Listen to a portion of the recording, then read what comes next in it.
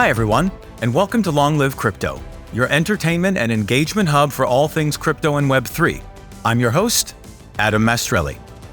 I've been working in crypto and blockchain for over half a decade as an angel investor, at the corporate level, as an LP in crypto hedge funds, and as a current partner at the Woodstock Fund. The topics covered in this podcast are provided for general information purposes only and do not constitute accounting, legal, tax, or other professional advice. Thank you for listening. If you've been enjoying Long Live Crypto, please leave us a review on Apple Podcasts. It's a great way to help others find the show. All right, welcome to Long Live Crypto, sponsored by absolutely nobody. We got Ilya Abugov on today. I'm in Florida, East Coast time. Ilya, where are you? You're in Lisbon, Portugal? I'm in Lisbon. Yep, I'm in Lisbon for Web Summit and Solana Breakpoint. So thanks for having me. Dude, of course. How is it? It's great. The weather is fantastic. The lines are huge. Really? Lines for Web Summit, yeah, you gotta get in there early to get into the venue. Like the lines go round and round and round. It's pretty epic. Tell me, what's Web Summit's focus? Because I went to Breakpoint last year and it was bananas, right? And I'm assuming maybe there's like a bear market feel to Breakpoint this year, but what's Web Summit been like? I didn't go last year. So this is my first Web Summit. Breakpoint, I'm yet to see how it's going to be, but I can't say that there's like a bear market feel yet. There's kind of a lot of excitement still, and Web Summit is a more generalized conference. There's a lot of generalized startups, AI, machine learning. There's a lot of kind of different. It's not just Web3. There is a lot of Web3 representation in it. And so there's quite a bit of excitement. There is, some gaming present there as well. I want to hit some booths and actually try out some games, but it seems pretty epic. There's a lot of just like interesting conversations happening in the lines, the long-standing thing about how, you make some of the more meaningful connections waiting in lines to places. Goes double for Web Summit because I've never seen lines like this. But the organization, to be fair, for the conference has been pretty good so far. They have, everything's been smooth. It's just the demand to get in is so big. This reminds me of like ETH Denver, these lines during COVID where like, you're getting vaccination passes and just lines like something out of a disaster movie, right? So long. And the good part about the conferences is I like trying out new games. And this episode is Long Live Games, Long Live Gaming. And you're the expert. I was saying earlier off camera that every time I think I know something a little bit about gaming, you're like 30 clicks deep. And I'm like, oh my God, bro, I now have to learn more. This is crazy. So I'm excited to have you on today. Thank you. So tell me, I mean, you can jump into a little bit about your background. I have some points we want to cover, but the biggest part of like your background that I love, in addition to you knowing everything, is the game. Like you did microeconomics, right? Advanced microeconomics at Boston University, right? I mean, some of these things. So I would love to be like gaming economies. And I know we say that a lot, but it's like start back. I mean, you could even do like, give me images of farmers trading wine and rice. I mean, let's go back to simple stories because, when people are watching this, they'll be like, great, we can jump into calculus, but like, let's talk about why this matters for games. And, when we talk about either the future of work, the future of fun and all that stuff. So I would love to hear a little bit about your background and then how that relates. Awesome. So my background's a little strange, I guess, but I think everybody got into crypto. Welcome to crypto. Yeah. So I was computer science and econ at Boston University. I did my master's in economics, and then I went into TradFi. I did my quant equities, and then I traveled around a bit. I went into international management consulting. And then I worked on the IT side and IT services for a while. And actually, this is how I got into blockchain. I got brought in through the IT side. I got brought in for a fintech project, given my background. And so that was probably the best way that I feel like somebody can get introduced to blockchain because I went down, as they say, the rabbit hole from the tech side. And I learned like the fundamentals of it as opposed to kind of the trading and speculation side of it. Because when I first got introduced to it, I think it might have been 13 or 14. And I actually 2013? 2014, yeah. I thought you said that you were like 13 or 14. Yeah, I had visions before. Everybody gets a little bit earlier. It's like, I remember I was at the Babe Ruth game back in the day. I had a ticket to the World Series in 1961, whatever. It was like everybody was there. Exactly. No. So it was like 2013, 2014. One of my friends was playing around with it. But I wasn't in traditional finance. And so I didn't, the speculation part of it did not excite me. But when I got introduced to the tech part of it, I got really into it. And that's when I started kind of bringing in some of my quant background, played around, writing some articles and modeling around kind of valuating Ethereum, Bitcoin. It was kind of interesting. This is how I got introduced to the crypto briefing crowd. And so I got brought in. I was actually head of research at Crypto Briefing for a while. I was also a lead analyst at DappRadar for a while as well. So I have my analytics background on chain, off chain. No, but we need to talk about this like after, which is, when you talk about metrics and, hey, what's real, what's not real. I mean, what's a wash trade? What's not, all this stuff, not only with trading, but with gaming in particular and assets. We'd love to jump back in that, but keep going. I'm just putting a little pin in. So speaking of metrics, when I was at DappRadar, we created the metric for adjusted TVL, because back then TVL was kind of all the rage and that was the metric. And so we were actually looking at how inflation misrepresents what's actually happening at the protocol level in terms of flows in and out. And so we put together that metric.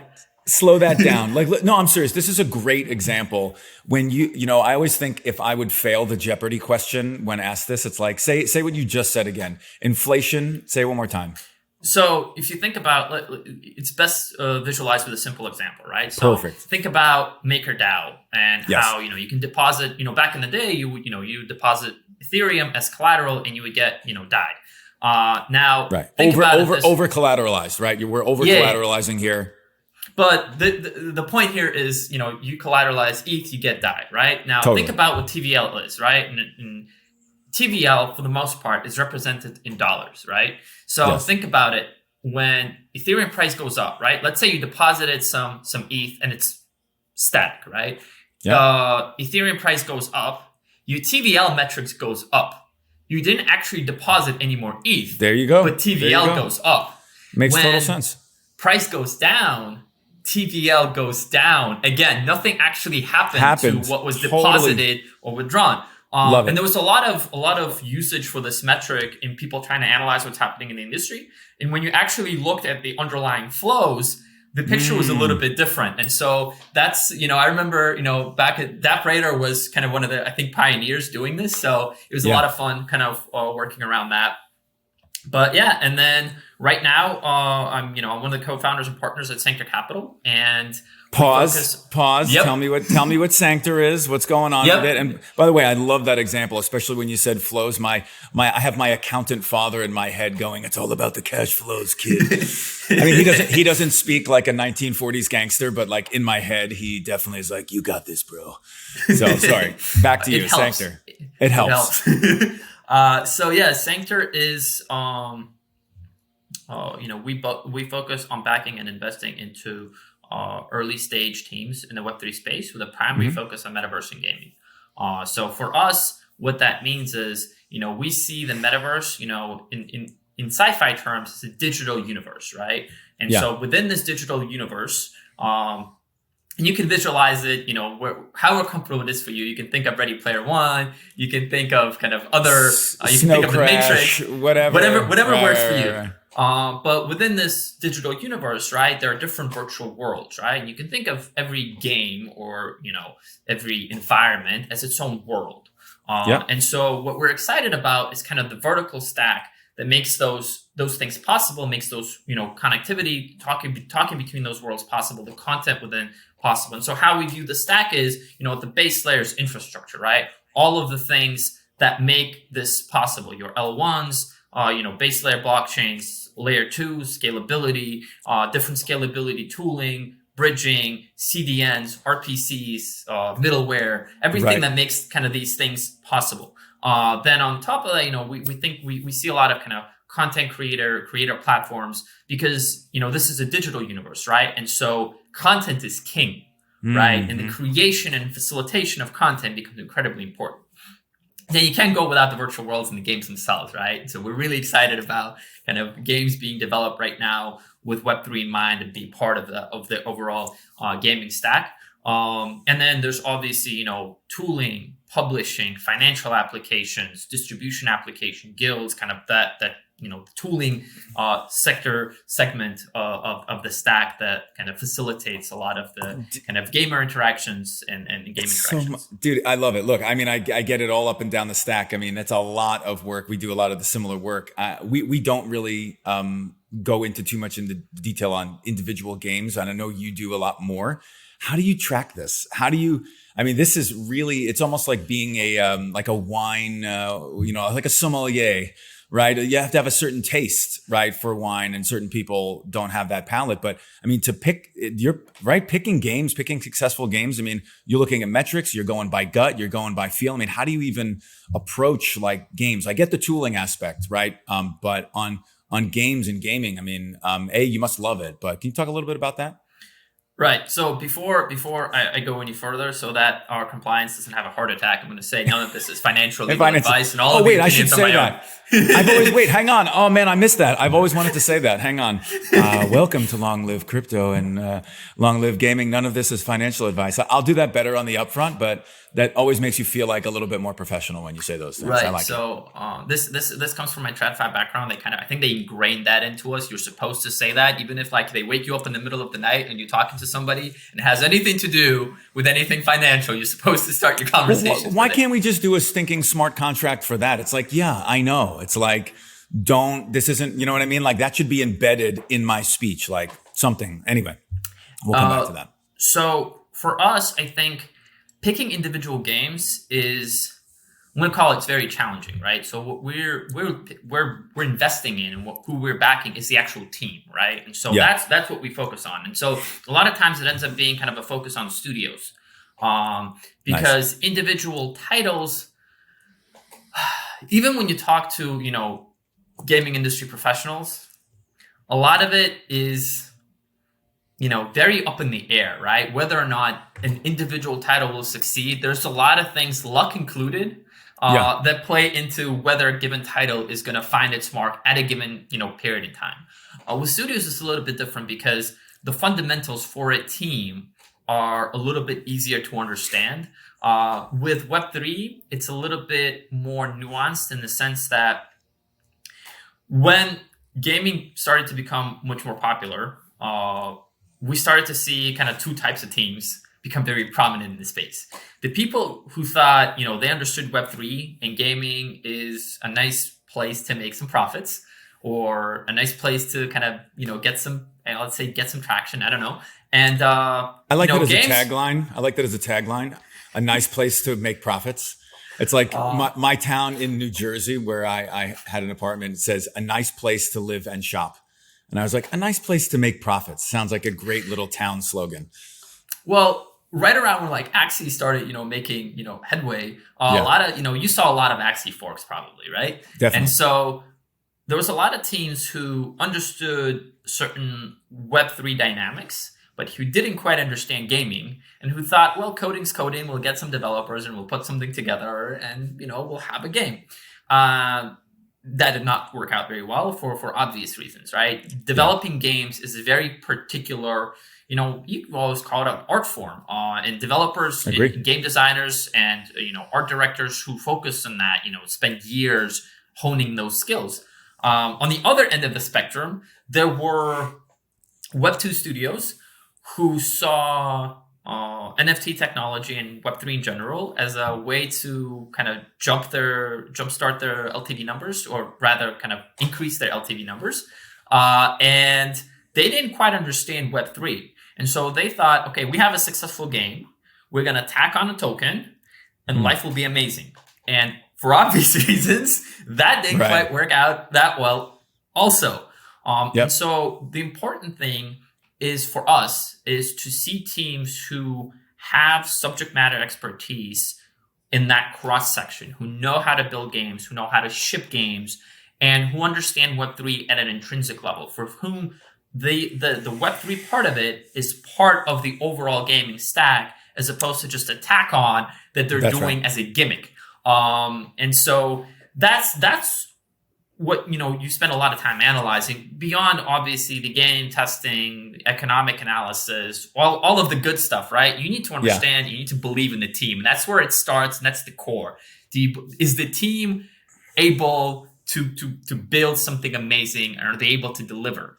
Yeah. Look, you're obviously great at this. I love, when we do our, tri-weekly gaming calls, I always love listening to you and hearing from you. I want to shift the topic a little bit onto how did we get here?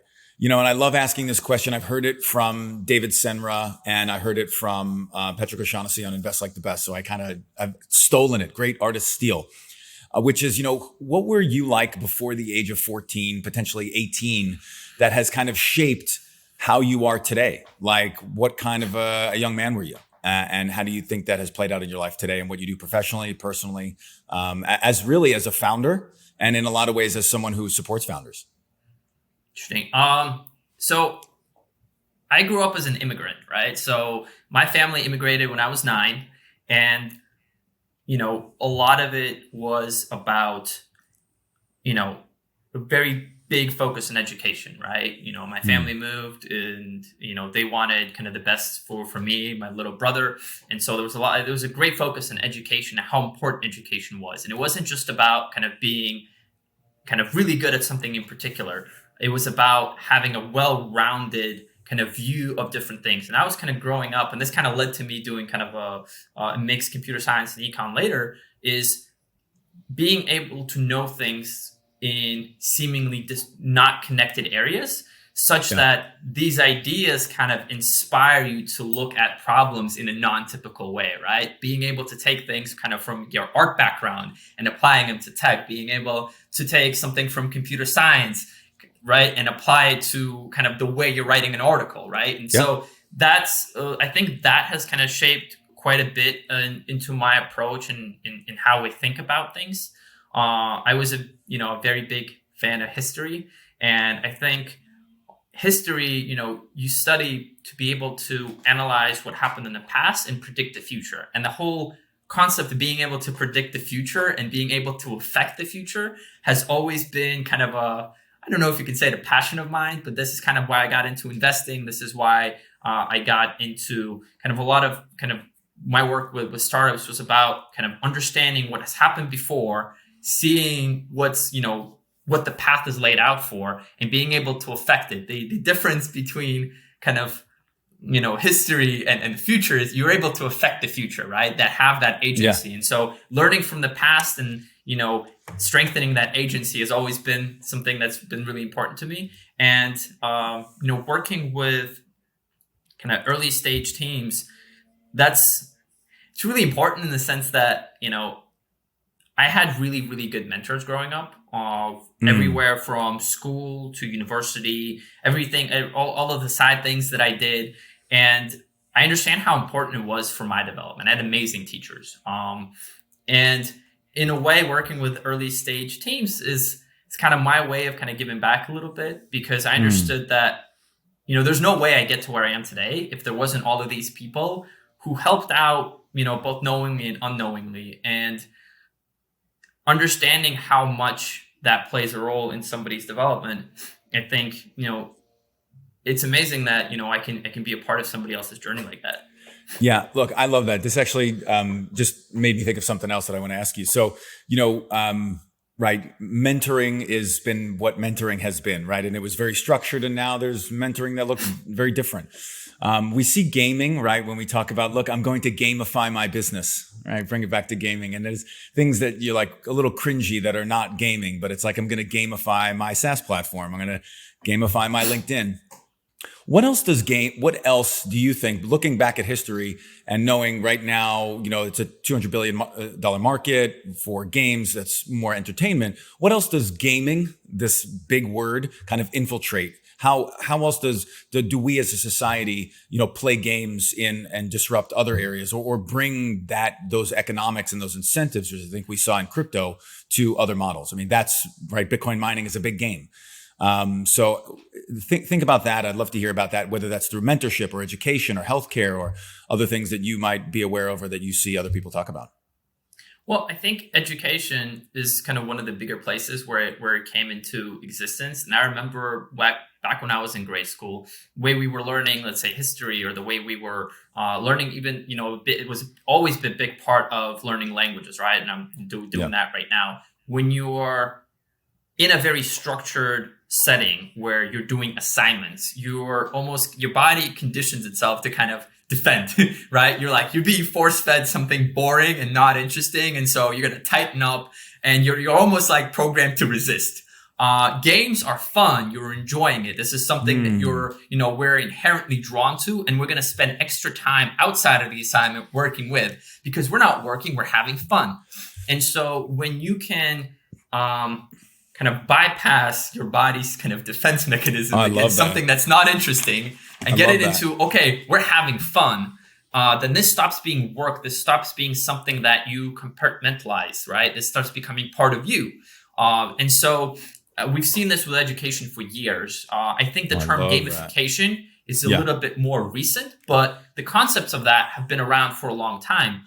And you start seeing, you mentioned gamification of different parts, and it's all about kind of creating components, creating flows that make your user, your kind of whatever, your whoever you're talking with or engaging with, don't feel like whatever they're doing right now is work, right? What they're doing right now is fun, and have them focus on that, the fun of it. And then everything else is kind of a byproduct of it, whether you're gathering data or they're learning something, right? But it's a byproduct. It's something that they're not thinking of. They're focused on the game.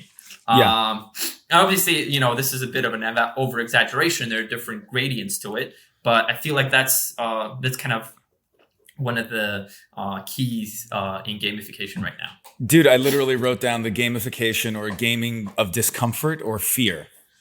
Like, I mean, right. I mean, if you read like Jonathan Haidt's books around like, or this type of work on free range parenting, and, children are becoming, right, they're a little more insulated in their own little world and whatever that looks like, as far as whether an iPad or a mobile device, but getting them out of these comfortable positions into uncomfort. I think walking 6 miles to and from the store in the snow with no shoes on. I mean, these famous maxims that we hear from our parents, I think, getting kids to feel uncomfortable, I think, is going to be a good one. And I think games can probably bring us there, right? I mean, when you're gaming, I mean, your blood pressure is going up and down. I mean, right? I mean, this is what's happening. It's not a passive experience, right? Gaming is a non-passive experience. And I think that was probably the same with investing. But think about it this way, right? You can call something a chore, or you can call something a quest. And a chore is something you have to avoid. Yes. A quest is something that you want to do. Dude, I used to love the choose your own adventure books. Like, that was always my jam, with those choose your own adventure books, like turn to page 36 to do the whatever next one. Yeah, okay. Quests. Yep, I love it. How do you begin to look at that for what you're evaluating on games? I mean, do you see more and more people doing this, and what are you excited about when you go to look at, I mean, are you focused only on Web3 gaming, or are you going, hey, we're going to do any gaming? It just so happens that Web3, much like any other part of this gaming ecosystem, is part and parcel of what we're looking at. So we're fully focused on Web3. That is our bread and butter. This is what we focused on. And so we're looking at metaverse and gaming as they integrate and implement Web3. We look at other things as well. There's a little bit of our portfolio that's about DeFi and general purpose infrastructure, but we're primarily focused on metaverse and gaming and all of the things down that vertical. But in terms of, I think we're looking at how do I phrase it in a simple way? Also, this is not financial advice, everybody. We're reiterating this. Yes, of course. Once you see kind of a team that's that's building something, you believe in the team, right? You start looking at the idea, the product of it, right? And if you're looking at games, you start looking at obviously, if you can, play the game, right? And the number one criteria in a lot of ways is it fun, right? Because there are different types of games, both in terms of aesthetics, mechanics, genres. but it comes down to, is it going to be fun for a big enough group of people? Right? Dude, you're hitting on this thing. I don't know if you heard. There's this guy. I heard a podcast. Mitch Lansky, great gaming investor, and he's like, "Hey, I want to do a game on World War II Germany." Somebody said, "Cool. Well, what does the character do? Like the first 5 minutes? Like what do they spend 80% of the game doing? Like, well, it's a shooter game, but are they shooting and unlocking things, or are they moving around? Like, what are they actually doing? And can you make that the thing that you're doing the most in the game, like you said, fun or engaging? I mean, is that what you're basically saying? Some version of this, which I love. In a lot of ways, yes. The one thing that I am like, it's tangential, but something I'm looking for is a story, right? And I think right now in Web3, that's something that's been somewhat overlooked, and I hope we start catching up to it. But one thing we're talking about a lot is immersiveness, right?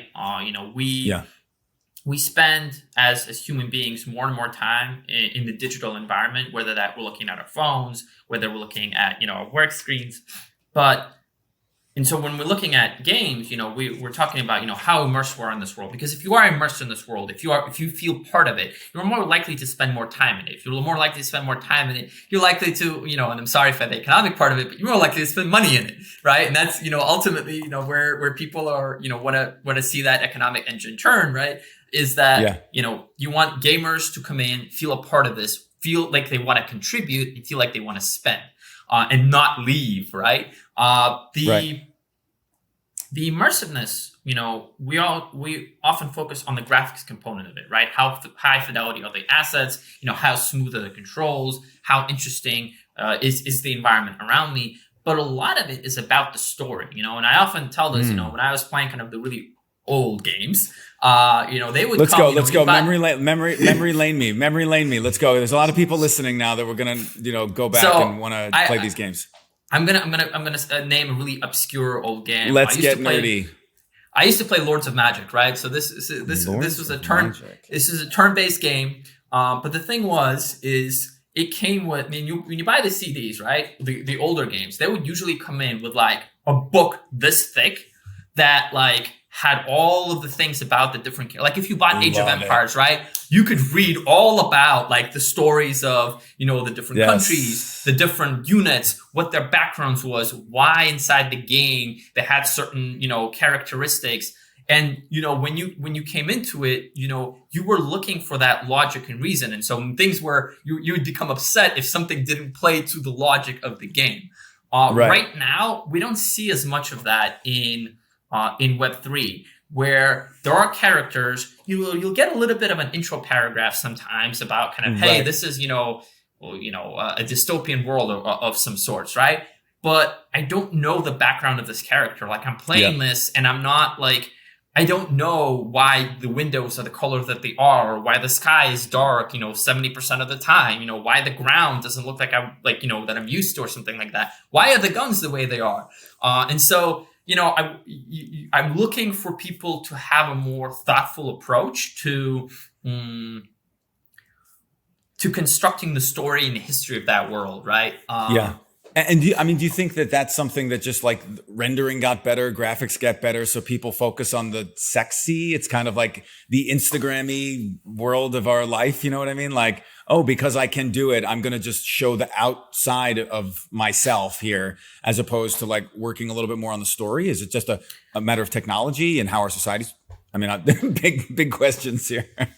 I think that's how we ingest content right now. If you think about it, there's a big move towards short form content. And so even as we're looking at, game distribution, right? If you're looking about how streamers are conveying content, right? Right now, a lot of the gamers are not necessarily learning about new games from, print publication, right? They're learning about them through watching things on YouTube, on Twitch, on even TikTok, right? TikTok is one channel that doesn't get enough credit, but there's a lot of short form gaming content now being pushed through Twitch. And that behavior pattern lends itself a lot nicer and a lot cleaner to visually stunning elements, right? You want that instant wow effect. And so it's kind of natural that, game developers and game publishers are focusing on those visual aspects, the content that's necessary to distribute through the short form content platforms. Yeah, that's a great point. I mean, I never thought that I would go on to YouTube and watch a level of sandbox in my life, but I'm doing it. I've done it. And I think that there's a lot of that with what you're saying about watching gaming. I mean, I don't play ice hockey. I watch the NHL. It's okay. So there's really no different as far as you don't have to be a gamer. There's something about, especially with gaming, where I think, this is just me, has to break down over time, which is gaming is such a little bit protected. Are you a gamer? Are you a real gamer? Are you playing games that are, that are gamer approved? And I feel like there's this little enclave of people, and I want that to disintegrate so that other people can, whether it's casual games, fast casual, something can feel like that. I mean, right? Candy Crush has been free to play for 10 years, and it's did $1 billion in revenue, right? And that's free to play. So how do you see that, just pivoting a little bit, obviously Axie and what we know as play to earn, I mean, I think is going to be a challenge, but this, is it the same of free to play now, what we saw at Candy Crush or mobile, some of these things that just is this just an evolution of owning assets and in that way? So there's a few things there, right? So for one, I asked 70 questions. Please unpack all 70 of them. I was all over the place. So it's interesting to hear that, gamers now have their own exclusive enclave, because if you think about even 5 or 6 years ago, if you said you were a gamer, that meant you could imagine the disappointed looks of your parents immediately, right? You were okay, who are you going to be? I'm going to be a gamer. I'm a gamer, right? You can see the tears welling up right there, right? The disappointed look of your friends and everything like that. We've gotten so far to where gaming has been legitimized, and now there are exclusive enclaves where you're trying to start playing the legitimate games. And so I'm really happy that we're getting further down that track where gaming is more a legitimate activity. Fair play. Where to this point, if you're talking about esports, we're just starting to see those people as professionals, right? And so I'm really happy that we're going down that path. As far as kind of where asset ownership becomes kind of a big thing, I think the reason gaming has been so exciting for the Web3 community is because Web3 tech solves very intrinsic, organic challenges for the gaming community. It's been around forever. You don't have to look for problems. They're there. Ownership has been kind of an issue around collectibles in gaming in a whole host of genres, right? If you're playing, MMORPGs and, at the beginning, you mentioned kind of econ, right? You're earning, you're farming, you're mining, you're doing all of these sorts of things. You're trading to get cool items. You're looking for rare items for drops. You have this huge collection, and you technically don't own it. You've spent, some gamers play 5 or 6 hours a day, right? It's almost a full working day, right? And so you contributed a really significant part of your life to kind of engaging with this world. You're building it effectively because you're contributing your time, your energy, you're part of the content creation of this world. You own nothing, right? The developer publisher, they can inflate, deflate assets in and out. They can remove things. They can shut down the game altogether, and you would lose everything. You have no agent. You don't impact how things happen in this world in any way, even though this world doesn't exist without you. Right. And so this paradigm had to have shifted, right? We've seen black markets for assets in games for forever, right? Because there is an organic demand for people, who want to buy things. There are people who want to sell things. There are different roles within games. People who want to create content, people who are willing to kind of grind through, and people who want to kind of skip the line, pay a little bit, and go further. That existed for a long time. The industry, as it existed in kind of the Web2 framework, wasn't very well suited to take advantage of the demand the players had organically, intrinsically for their needs as rightful partakers in these virtual worlds. Yeah. Yeah. Let me ask you this. You just really lit something up in me, and we're going to go a little bit econ right here.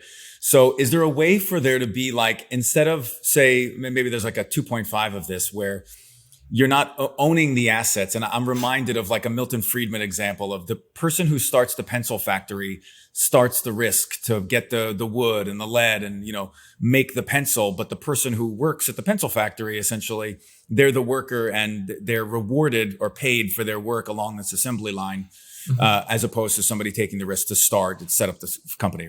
There's a little bit of a difference, some capitalistic, more socialistic views. Is there something where, look, you don't own the assets, but we're based on your holdings, we're going to distribute, like a UBI, or we're going to give you some capital that represents, you don't own the assets. We don't want trading openly trading of assets. That's our thing, but we'll pay you. In other words, shifting from you spending 5 hours to not getting paid anything of value other than joy and entertainment and your community. Now you still don't own the assets, but we're going to give you a stream of something, I don't know, of ETH or Bitcoin or fiat for spending time on that.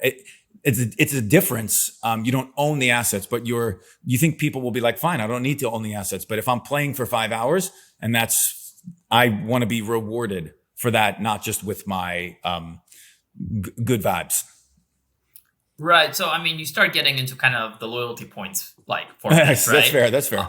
But, you have certain mileage in a game. But at the same time, yes, it can assuage some concerns for a short period of time, but ownership isn't about just kind of monetary compensation, right? If we try to think of gamers as citizens within these virtual worlds, right? And so it's akin to saying, hey, we're going to strip you of all of your rights, but you're going to get a stipend, right? And, if you want to live in a democratic society, that's probably not going to cut it for you. That's how we're trying to look at it. And again, there are going to be, and there still are, in terms of just a pure economic, I'm not going to touch politics here, but in terms of a pure economic perspective, right? There's still a lot of pros and cons for open economy versus planned economy. And don't worry, I'll have a whole big politics episode. It'll be the last episode we do. But it'll be really fascinating. Is that because of a lot of the things you want to say on it? That that's going to be the last episode you do? I'm just gonna bring a lot of guests on that have competing opinions. Be highly rated. We're gonna stream it on TikTok. Go for it. Sorry about that. So centrally planned economies. Yeah. If you think about kind of the old paradigm, it's a lot closer to a planned economy. And there are benefits in terms of efficiency, in terms of kind of being able to kind of allocate resources in certain ways. But if we're looking for innovation, if we're looking for real progress, if we're looking for agency from our participants, right, you're not going to get that, right? And so you're always going to get kind of trapped in these like open versus planned economy kind of controversies.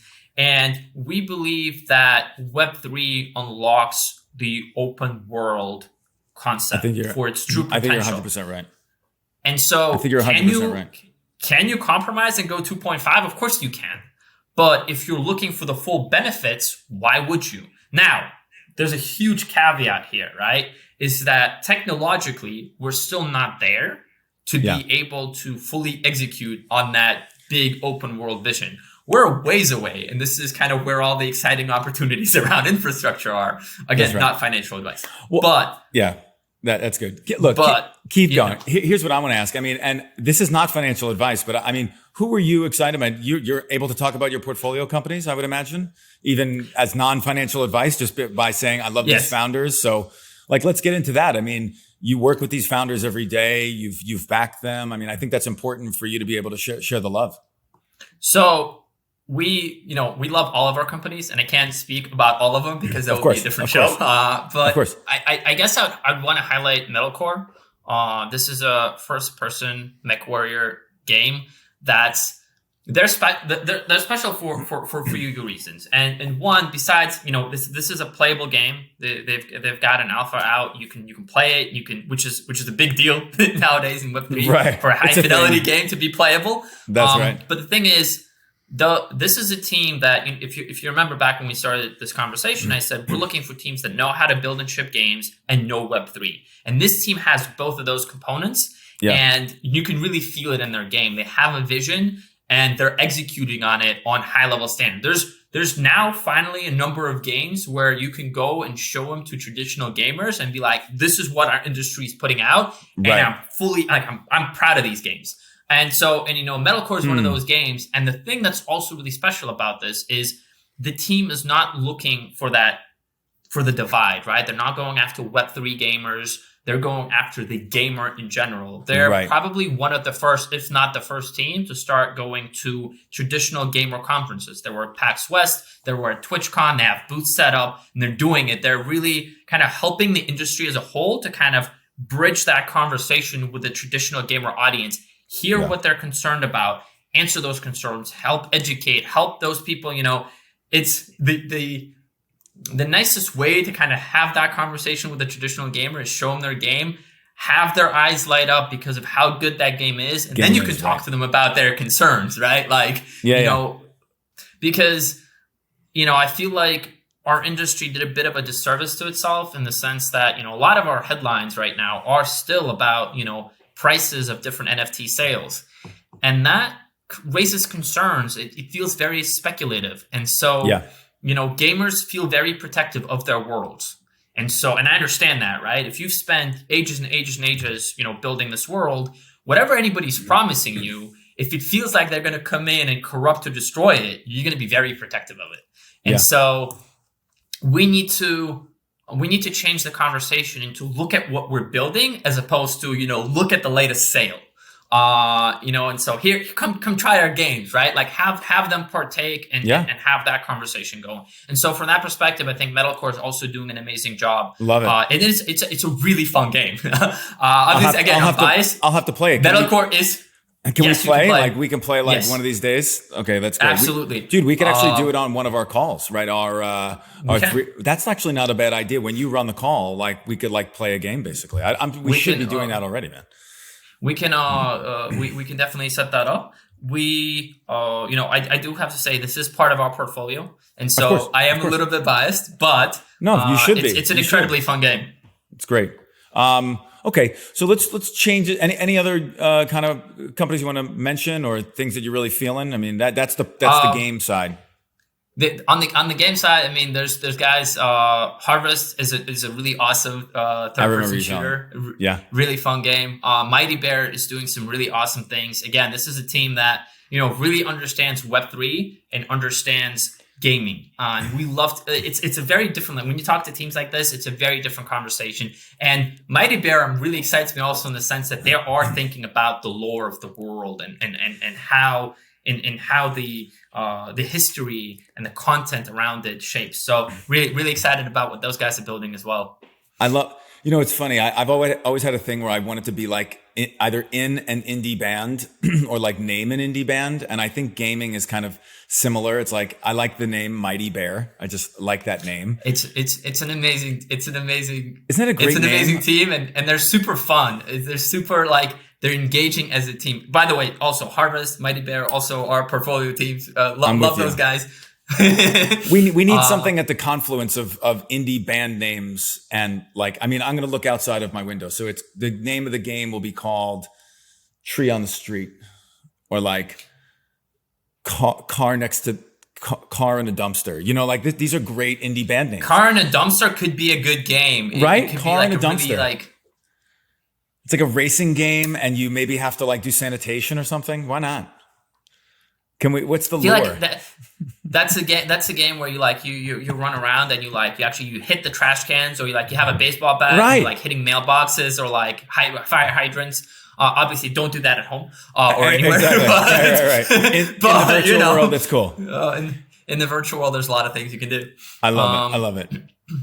Okay, so we're going to wrap up with a couple of, we're going to shift to a couple of more questions about you, because obviously people in this industry, whether they're, existing, starting, wanting to be you. I mean, there's a lot of kids that are going to go, I want to be Ilya. I want to go be an investor. And that's my story too. So like, what did you want to be when you grew up? When you're 9, your family comes over, right? And you're immigrant here now in the country. I mean, what did you want to be something? Did you want to be a role or a person, or any childhood dreams?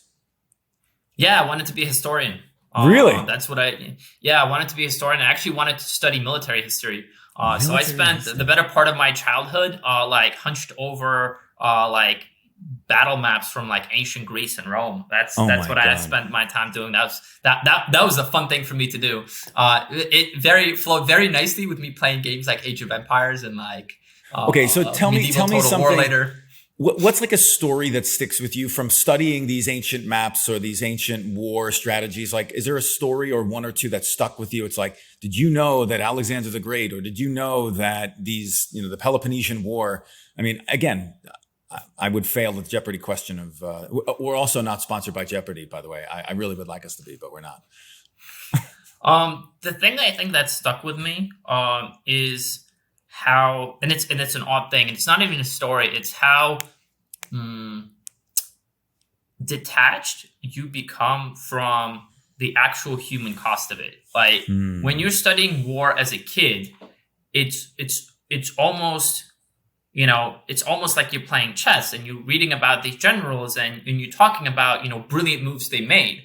They've, made this trap or sacrifice here to win the battle here. And these are hundreds of thousands of people losing their lives here and there. And, when you're looking over at the map and you see arrows going up and down, you don't feel that. And it wasn't until later, and I think that's kind of what pushed me away, is that I started to feel and understand kind of the human cost associated with the brilliants. And that was something that kind of almost caught me off guard when I started kind of feeling that, is that, there's an enormous amount of human cost with it, where, you grow up and there's so many movies, there's so many games where, we're learning about the heroicness of this or that action. And, battles are seen as something, amazing and glorious.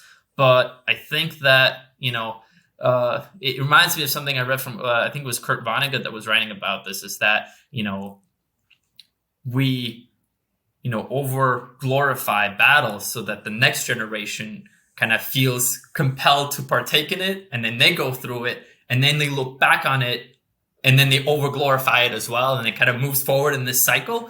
And so I've kind of been looking for a way to word and kind of explain things there that, in a way where we capture the essence and lessons without kind of creating that over glorification that kind of makes the cycle persist. I don't know. That was a little bit of gloomy, I guess, for the podcast. Look, I love it, man. I really think that, especially the human cost of it. I mean, this episode should be called "Long Live Humans," and my hope is that, right, gaming and some of the things that we can do with simulations will replace the actual human loss of life that we're obviously used to as a society and a culture throughout generations. So if gaming can make that a possibility, save lives, bring more peace, unity, expression, inclusion to the world, then I think it's a go. Especially, I was going to ask you this, but we'll save it for when you come back as another guest.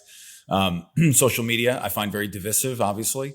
And I think gaming, although it has its moments, obviously, of some divisive nature, I think, like you said, if you're on a quest, you're less likely to, stab the person who's leading the quest in the back, because you need them. And I think this goes back to human cultures of how we survive, right? You didn't have to nobody had to tell Adam to help Ilya when we're freezing cold in a cave. I was like, I need to be close to him so that I'm warm and that he can protect my back while I'm asleep. So it's not like I needed to be nice to you. It's a survival mechanism. And I really appreciate you saying that for your Long Live Humans episode. So we'll go from there. So Ilya, just thank you so much for joining. You're really one of the more fascinating people I've met in this space. I love learning from you. We'll have you back on, and have a great time in Lisbon. Long live Lisbon today, and get some great food. And I really appreciate you being here. Thank you so much for having me. Thank you for listening. If you've been enjoying Long Live Crypto, please leave us a review on Apple Podcasts. It's a great way to help others find the show.